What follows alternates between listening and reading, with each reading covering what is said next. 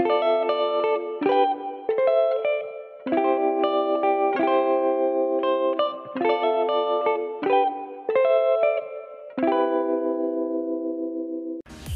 assalamualaikum, selamat pagi teman-teman semua. Semoga dalam keadaan baik-baik saja ya teman-teman, dan selalu dalam lindungan Tuhan Yang Maha Esa.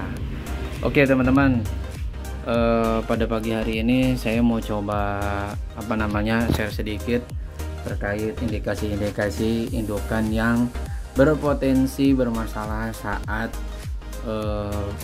proses bukan mengeram berarti ya. Kalau misalkan udah menetas tuh gimana ya jelasinnya. Jadi posisi sedang sudah menetas lah intinya gitu. Indikasinya itu seperti ini ya teman-teman. Jadi kemarin pas hari Selasa malam ya kurang lebih saya memutuskan untuk cabut anakan yang ini sama yang sini. Nah, kenapa saya cabut? Jadi gini teman-teman, pas Selasa siangnya saya ngecek itu ada beberapa indikasi yang sejatinya itu bakal mengakibatkan hal-hal yang tidak diinginkan. Jadi contohnya yang indukan yang ini ya teman-teman, Biola PB Violet ini yang sepasang. Jadi pas siangnya itu kedua indukan ini pada mandi teman-teman ya, walaupun mungkin saya nggak tahu juga ya karena mungkin cuaca panas atau segala halnya gitu ya. Cuman biasanya kalau misalkan dia mandi gitu ya, kedua indukan ini basah banget. Kemarin itu saya ngecek dan itu hampir dari hari Minggu tuh dia udah sering mandi-mandi gitu ya. Nah biasanya kalau misalkan udah sering mandi-mandi kayak gitu, biasanya dia mengindikasikan bahwa si birahinya lagi pada tinggi. Biasanya kalau misalnya udah pada mandi terus si jantannya biasanya langsung ngajak untuk kawin. Nah nanti imbasnya ini kan sedang bukan angkrem ya, udah menetas gitu ya.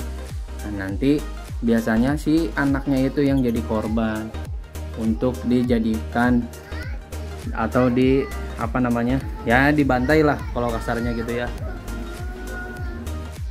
Nah kayak gitu ya teman-teman. Jadi kemarin itu saya khawatirnya gitu ya. Jadi walaupun misalkan ini mungkin karena cuaca panas segala macam jadi mandi-mandi terus gitu ya. Nah kadang ke anaknya juga kurang begitu bagus. Biasanya kalau dulu saya pengalaman kalau misalkan indukan sudah mulai mandi-mandi kayak gitu, dia birahinya udah sama gitu ya, biasanya langsung kawin-kawin. Kadang biasanya gitu dia langsung ngebantai anaknya, telurnya, atau misalkan dipecahin segala macam gitu ya. Nah, takutnya kayak gitu, makanya saya kemarin itu saya angkat. Ini cuman ada satu, nah ini ada 3 cuman mati 1. Nah kalau misalkan yang ini kasusnya beda. Kemarin itu saya mencium bau nggak enak ya di dalam glodok.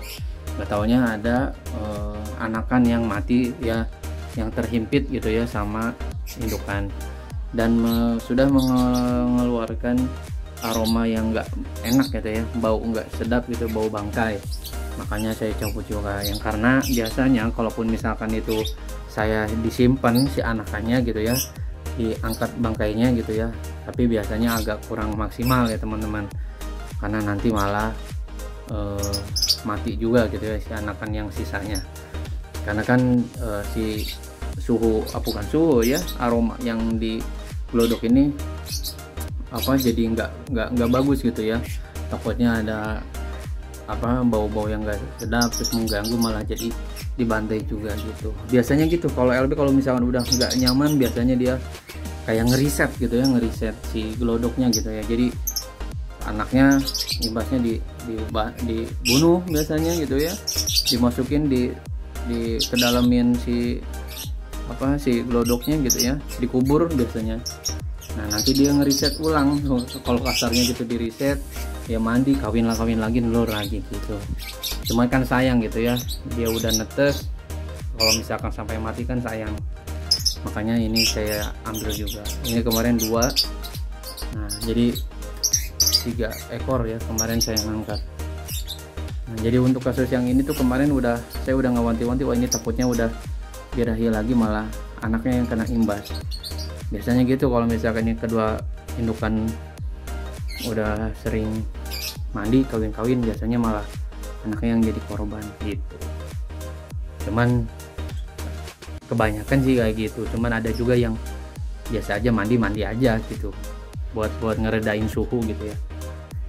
Cuman daripada hal-hal yang enggak diinginkan terjadi kan sayang ya, ini udah perdana gitu ya, jadi eman-eman saya ambil aja, saya cabut tuh. Nah ini udah saya coba masukin lagi yang aqua, ini lagi saya coba geber juga buat dikasih kangkung sama toge.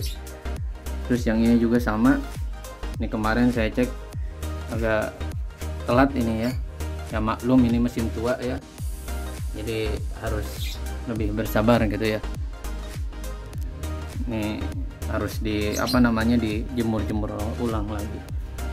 Ini lagi proses kawin juga sih kayaknya nih, yang Viola Green ini sama PF. Ini sengaja nggak saya petel buat perdana sih gitu, biar dia tahu dulu nelur gitu ya, dibiarkan. Sama yang ini yang terbaru yang kemarin, ini lagi dicoba buat digeber-geber.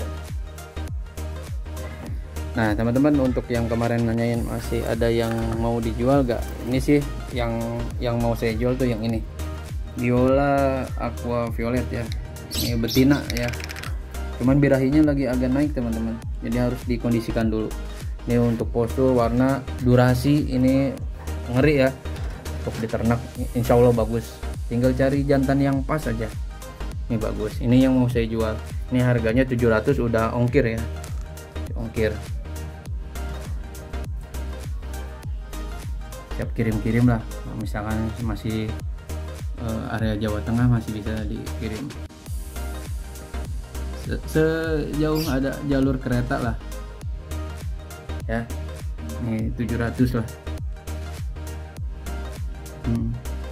Ya cakep, ini buat cetak Viola Aqua B2 cocok banget nih teman-teman, tinggal kasih Viola PB jantan yang bagus aja, mantap. Nih kalau ada yang minat ini mangga. Kalau yang ini masih PAUD teman-teman. Kalau yang ini Viola Move, cuman masih belum saya jual, ini belum bisa saya jual karena ini sih buat regenerasi buat di kandang saya sih, karena kemarin saya nyisain satu, karena kemarin yang satu tetasannya diambil sama orang Kerawang. Ini kayaknya betina, body gede banget, ini bisa lebih gede lagi nanti kalau misalnya udah nelur, apalagi udah beranak gitu ya. Nah ini tuh ya, si Viola ini tuh, Viola Move ini indukannya yang ini teman-teman. Nah ya, ini ibunya, ini bapaknya. Oke ya, oke paling itu aja teman-teman untuk video kali ini. Nah, terima kasih yang sudah menonton, jangan lupa subscribe. Kalau misalkan ada yang mau ditanyakan atau misalkan mau sharing-sharing, boleh di komentar aja ya teman-teman, biar kita sama-sama bahas ya tentang apapun lah, masalah masalah kayak model proses beternak awalnya gimana dan gimana gitu ya, silahkan di komen aja. Oke, kita wassalamualaikum warahmatullahi wabarakatuh.